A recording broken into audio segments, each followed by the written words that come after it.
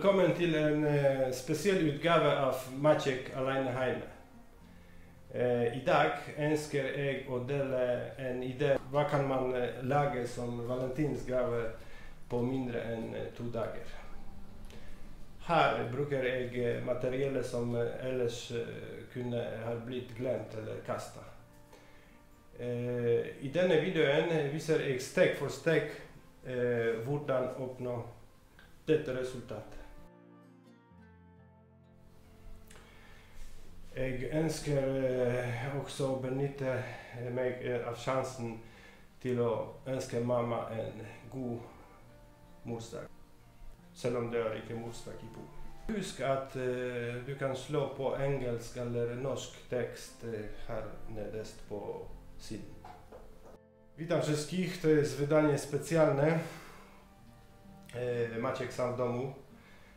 Specjalne dlatego, że specjalna jest okazja. Walentynki wkrótce. Jak walentynki, to zawsze jest dobrze zrobić serce. W moim przypadku to jest serce drewniane, a jak drewniane to najlepiej dębowe. Akurat te z taką szramą, bo to różnie w życiu bywa. Pokażę Wam krok po kroku, jak rozpoczął się proces zrobienia tego od pomysłu aż do realizacji. Te serce dedykuję dla wszystkich najbliższych memu sercu. Jeszcze jedna sprawa. Chciałem specjalne życzenia złożyć dla moich 2 kolegów, z którymi odnowiłem kontakty przy okazji założenia komunikatorów społecznościowych. Mianowicie mam na myśli Remika i Andrzeja. Oni właśnie z sercami mieli ostatnio trochę problemów. Jeden ze względów właśnie sercowych, a drugi ze względów zdrowotnych na serce. Także to serce jest, chłopaki, dla Was. Teraz zapraszam na film.